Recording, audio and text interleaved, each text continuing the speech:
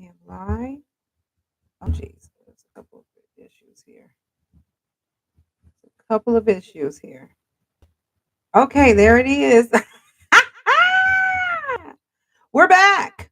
We are back. Welcome. I hope everybody can hear me. I hope everybody can hear me. Welcome, welcome, welcome back to another episode of the Adjuster Checkup. Hello, let's get our opening music. All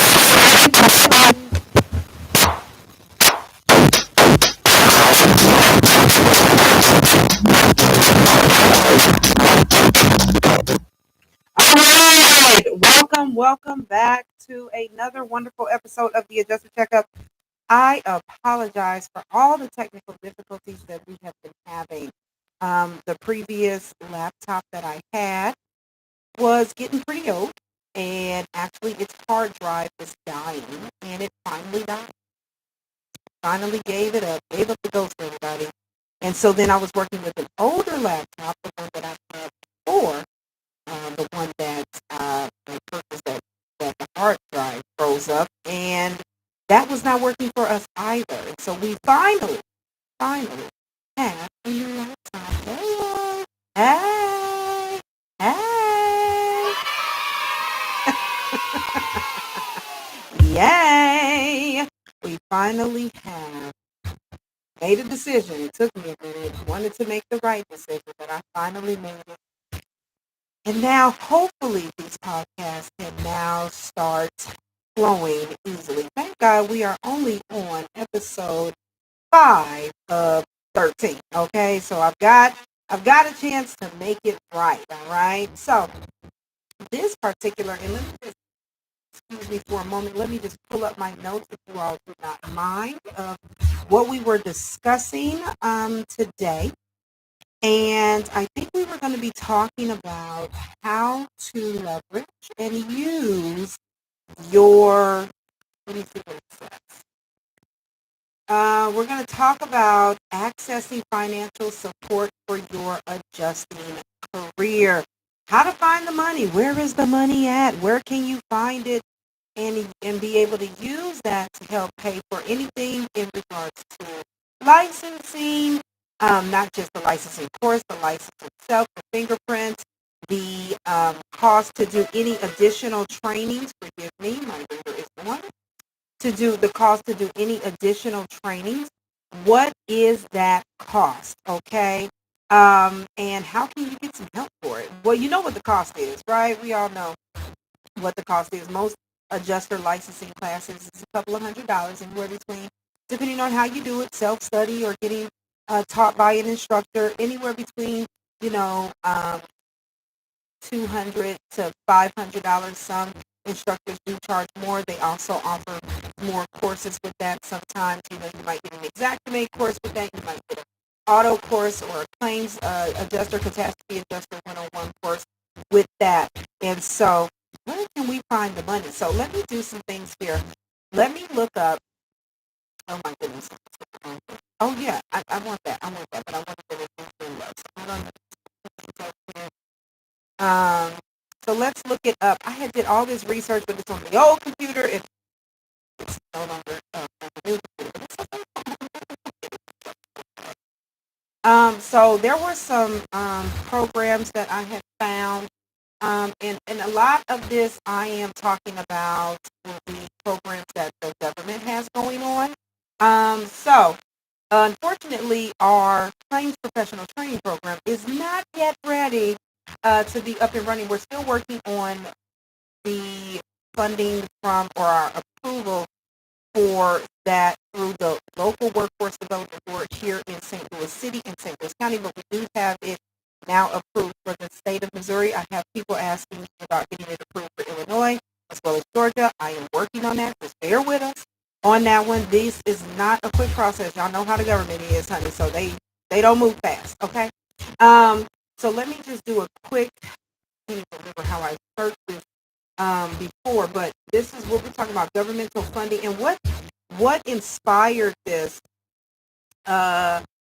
it was actually one of my students that I actually just got through teaching for the last 3 weeks. She shout out to her. I don't want to tell her name and tell all her business. But shout out to her for going over and beyond and digging until she found what she needed, honey, in order to get 4 courses of us by us paid for. Okay, she ended up getting content. Um, so now she's content certified. She went through Claims Adjuster 101. She went through Estimating with Exactimate and interpreting, residential property policy interpretation. So now she knows, listen, she's ready to be off to the races, all right? And so let me look this up for you all. Forgive me because I'm trying not to have too much dead air in this. So I'm looking at governmental funding for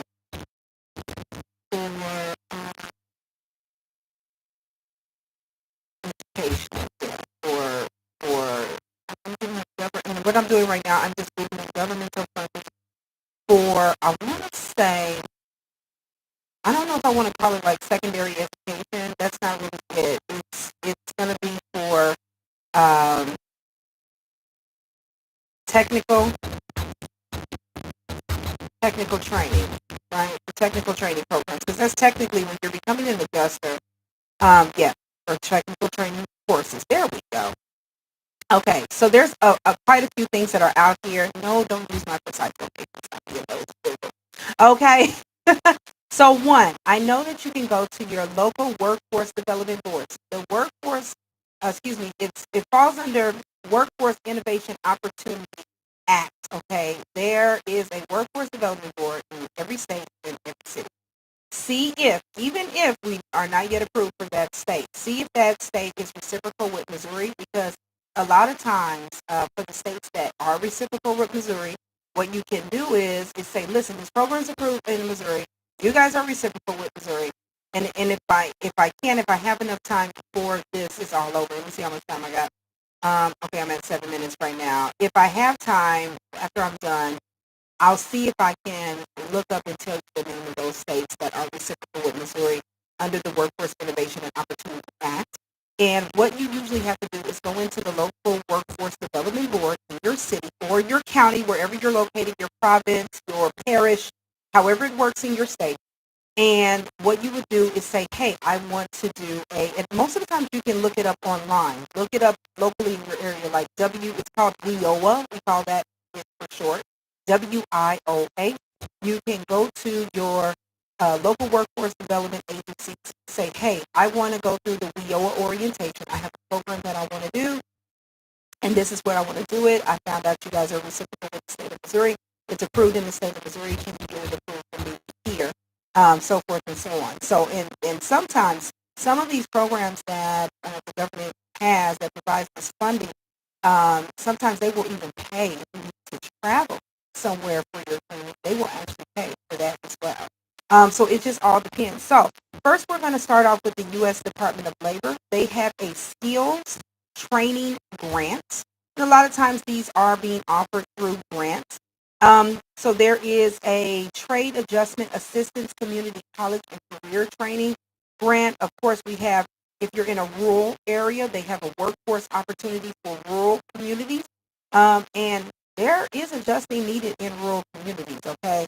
And sometimes that's some of the hardest places to find adjusters because most people do live in, heavily populated metropolitan city areas. And so when you have certain areas, say for instance in states like Kansas, where there's a lot of farmland, states like Montana, states like Idaho. I think we just had a set of tornadoes just hit Nebraska and Iowa.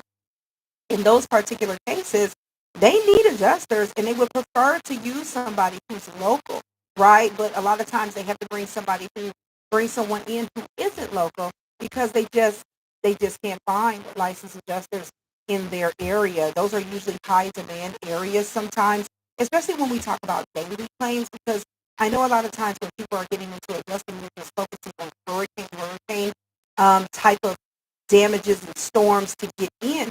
But there's a lot of our adjusters who have gotten started on when there was no storm, when there was no big weather event, and they got started doing daily things, all right? So there's also something called an H-1B skills training. I'm just reading it here. I'm just going to read a little bit of it. I don't want to bore you guys with all of this. You can go and Google it for yourself. Again, the search that I put in, I think, was governmental funding for technical training. All right. So it says the H-1B skills training grants funds projects that provide training and related activities to workers to assist them in gaining the skills and competencies needed to obtain or upgrade employment in high growth industries or economic sectors. So that's what this is about. See if you can qualify for that. Look into it. Dig, you all. Try to find the information that you need so that you can tap into these resources. The government has created it for you to be able to take advantage of. Please tap in and take advantage of it. They also have an H1, and that's H-1B. They also have an H-1B one workforce grant program, and it says that program is designed to develop replicable comprehensive workforce strategies for preparing the workforce for middle to high skilled H-1B occupations with the information technology, advanced manufacturing, and transportation sectors. So again, hey, maybe you're not looking to be an adjuster, or maybe you're thinking about doing something else. That could be something, if you're going into any of those industries or sectors, that you might want to look into. They have a apprenticeship called Closing the Skills Gap, and that's to promote apprenticeships as a significant workforce solution in filling current job vacancies and closing the skill gap between employer workforce needs and the skills of the current workforce. They also have a H-1B scaling apprenticeship through sector-based strategies, and that grant promotes the large-scale expansion of apprenticeships across the nation by supporting the training of thousands of apprentices in new or expanded programs in key industry sectors by assisting partners in their efforts to create and scale the new or expanded apprenticeship program. Okay, so that's what's going on, and this is all under the U.S. government's Department of Labor, and more specifically their Employment and Training Administration, the ETA. All right. What I also found is that, so also, like for us, what we're signed up for as vendors for the state of Missouri, and I'm sure other states have this too. If you are somebody who is a dislocated worker, if, or no, let me back up. If you are someone who has a form of a disability, and it doesn't matter if it doesn't have to be just physical. You could have a mental disability, an emotional disability. Maybe you have high anxiety. Maybe there's some other stuff going on like that. If you get with your state's um, Department of Vocational Rehabilitation. Here in Missouri, it falls under the Missouri Department of Elementary and Secondary Education. And then underneath them, there's a division called the Department of Vocational Rehabilitation. And I have actually had several students who had some form of a disability, and I don't think it was physical, because they could be adjusters, and all of them who went through this wanted to be field adjusters and were field adjusters after they went through our licensing course. So you can also check into that, see if there are any funds available to assist you with, again, if it's not getting the adjuster's license itself, paying for fingerprints, paying for the application processing fees and so forth. It may be for additional training that you might want to do. You're definitely going to have to get some executive training. You definitely need to know the components of a building, do a catastrophe adjusting 101 course or a claims adjuster 101 course, right? And of course, I'm going to promote shamelessly our personal property content certification course, which is the only one of its kind in the industry, and our residential property policy interpretation certification course as well. And for both of those courses, you actually get 16 CEs for the contents course on personal property. Of those 16 CEs, one of them is for ethics. So if you end up taking both of those courses, you got more than enough of your general CEs, and you only need 2 more ethics CEs. I tried to get ethics CEs on the policy interpretation course, but they turned me down. Okay, so it's just 16 general CEs on the policy interpretation course. All right. Another program that you want to look into as well. So we talked about the Workforce Innovation Opportunity Act, WIOA. We talked about what the U.S. Department of Labor Employment and Training Administration is doing. We talked about the department or division of vocational rehabilitation, what they may have. Of course, we also want to look into, hey, there are plenty of community organizations that are out there who are also a part of this kind of workforce wave, where they are workforce partners and they receive grants to help people get back into different industries, right? Or to skill up workers. Because right now, the push right now, as far as labor is concerned, is skilling up. I think it's a wave that I've been hearing. It's one of those punch phrases that I've been hearing kind of going around from different states that I've been visiting and going to. Everybody's like, we need to skill up this. Here in St. Louis, it's skill up St. Louis. I've heard it in New York. Skill up New York. I've heard it down in Texas. Skill up Dallas. Skill up Austin. They want to skill us up, right, so that we can be as a population, right, a working population, so that we can be better qualified to take these positions that these companies need us to take on. I have preached it to the heavens. You already know, but if you don't know, our industry, the insurance industry, is actually in the midst of a talent gap crisis. And we have been in this talent gap crisis for quite some time, even way before COVID. Okay, so before COVID hit us, the last prediction that they told us was, first it was they needed to fulfill, oh goodness, I forgot the numbers now. I want to say 400,000 positions by 2020. Well, we know what happened in 2020, right? And now, and right before 2020, before all of that hit with the pandemic, it was they needed to fill 1 million positions across the industry. Now, this is not just adjusting positions. This is actuary, underwriter, the whole shebang. And they needed over 1 million. They're predicting that they're going to have over 1 million positions that need to be filled by 2030. Now, again, those numbers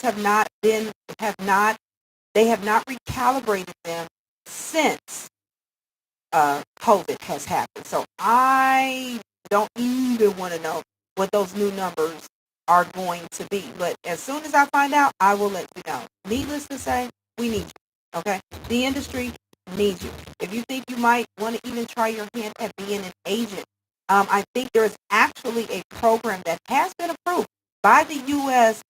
Department of Labor under, no, the U.S. Department of Education under their apprenticeship. We have certain approved apprenticeship programs under the U.S. Department of Education.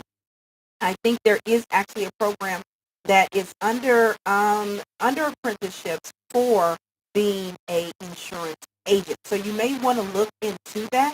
Look into the U.S. Department. I think it's actually called the U.S. Department of Apprenticeship. Let me just double check that for you. Hold on one second. U.S. Department. Apprenticeship. There we go. It might take me a minute though to find the list because it's been a while since I've been on this website and had to actually look at it. But it's all about the apprenticeship. You just heard over in the employment and training. Again, this still falls under the employment and training administration. It's actually apprenticeship.gov is the official website. So let's see, employers, career seekers. Let's see what we got. Become an apprentice, apprentice job finder, equal opportunity for apprentices and applicants. Maybe become an apprentice. I'm just trying to get to the list. Find an apprenticeship. So when you go to that website, go to career seekers.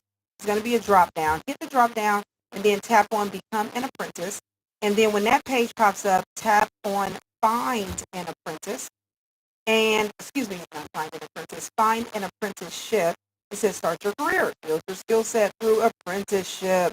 And then it has some keywords here. You can tap in some keywords. I'm just going to type in the word insurance and see what comes up and hit search.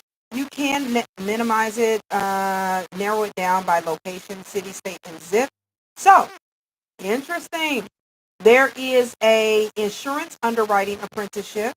There is an insurance claims apprenticeship. That's interesting. There's an insurance broker apprenticeship. There's actually several of those. Oh, all of them looks like they're being offered by those apprenticeship underwriting claims and broker. Looks like they're all being offered by the same agency. It's called Tribe Insurance Agency, and it is in Houston, Texas. There's an Austin, Texas, and a Phoenix, Arizona location. They have, where else? What else do I see? Okay.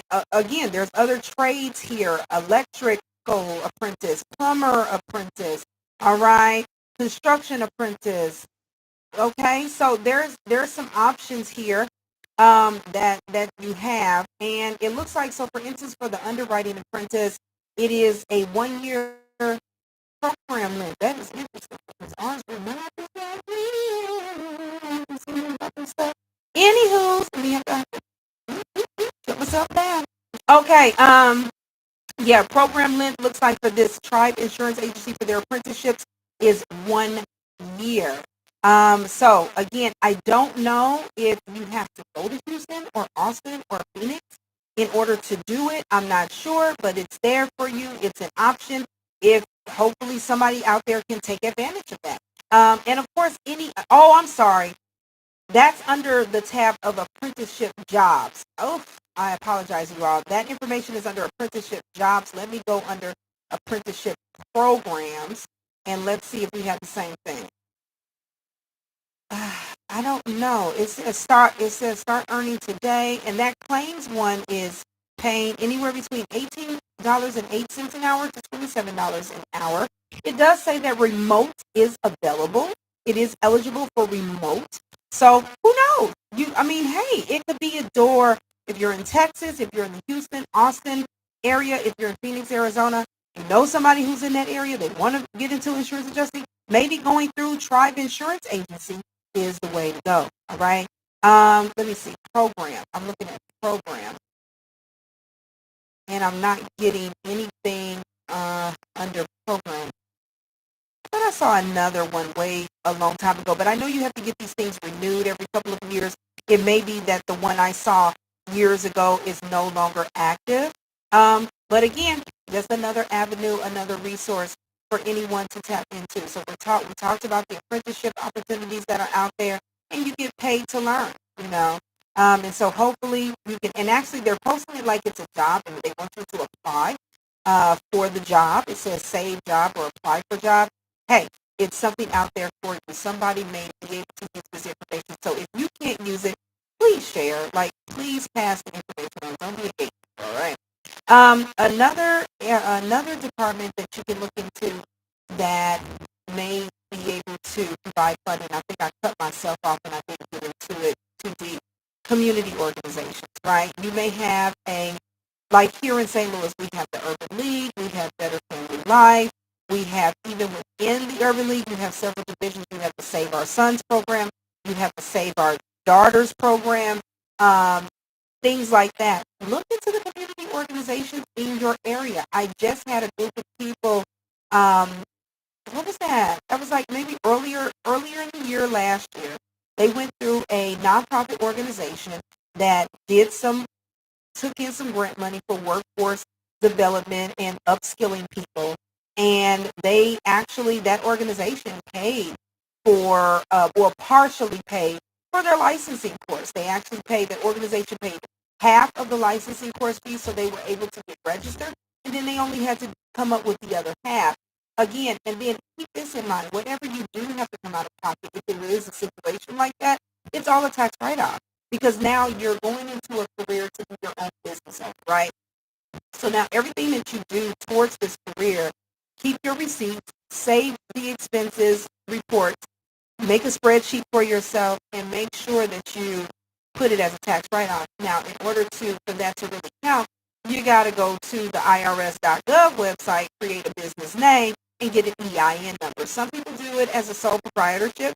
Some people as an LLC. I recommend talking to an accountant about what is best for you. Okay, I don't want to give, because that's not my wheelhouse.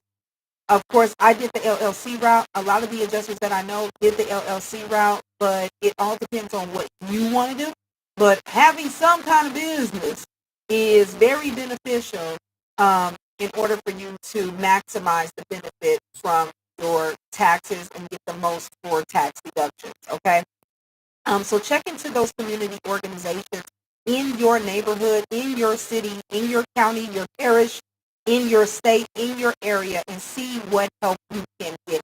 You just never know what might be out there. Your city might have a special program that is just there in order to provide some funding, in order, I keep saying in order, to provide funding for you to enhance yourself and your skill set in your journey for this career, okay? Lastly, how much time I got? Oh, I got 25. I'm at 25 minutes, you all. I'm getting so good.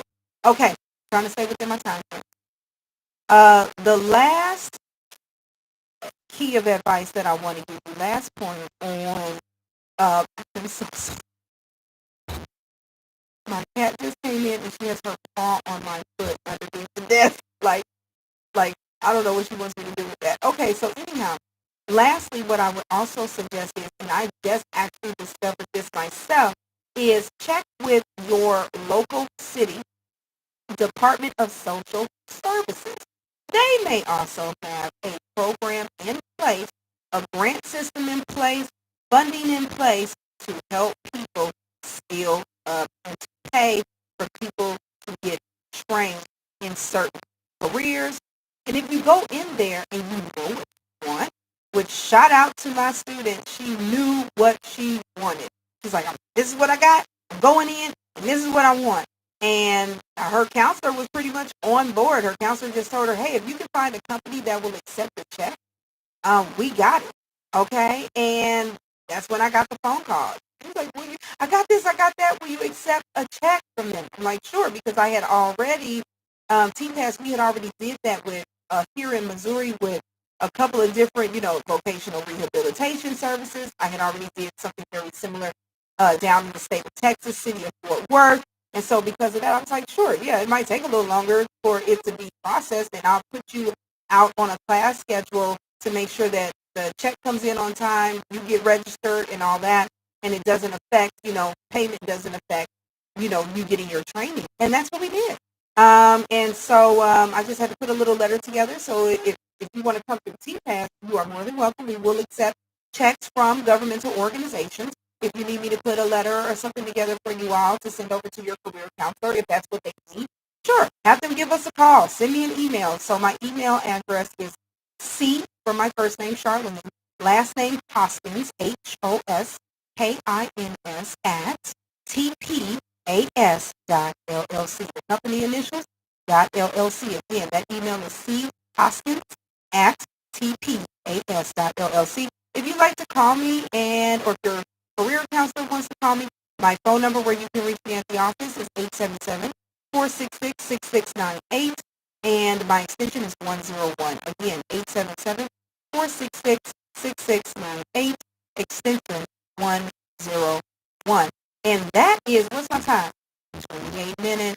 That is all that I have for you all. Does anybody have any questions? Let me look here in this chat and just make sure.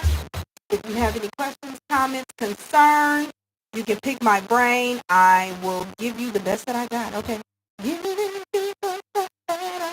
Okay. I'm a random singer. Just roll with it. Baby.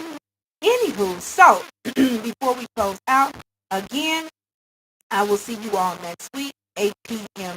Central, as long as the Lord say the same and these electronics work out the way that they're supposed to. Okay? I'll see you next week, 8 p.m. Central, here on the Adjuster Checkup. And of course, if you're an adjuster and you're already licensed and it's time to renew that license, but guess what? You forgot to get your CE, okay? Don't you worry about it. Okay, I'm good, y'all. Just roll with it. Don't you worry about it. We got you over here at TPAS. Go to www.webce.com/TPAS. Set yourself up with a free profile. Decide what course you want to take, either pre-licensing or CE courses. After you select those two, make your choice out of those two selections. Hit the drop-down list. Select the state that you are in or your designated licensing home state, and it will pull up a plethora of CE course options for you. You can pick your courses individually and have them a la carte, or you can select a pre-made package that WebCE already has for you. So, for instance, if you're missing all of them, just pick the package, okay? and then go through the modules. WebCE is all self-study, all right? And the cool thing about using the TPAS site that WebCE has set up for us is that you get a 10% discount. If you need any help on how to navigate the site, just go to our YouTube page where you're at right now.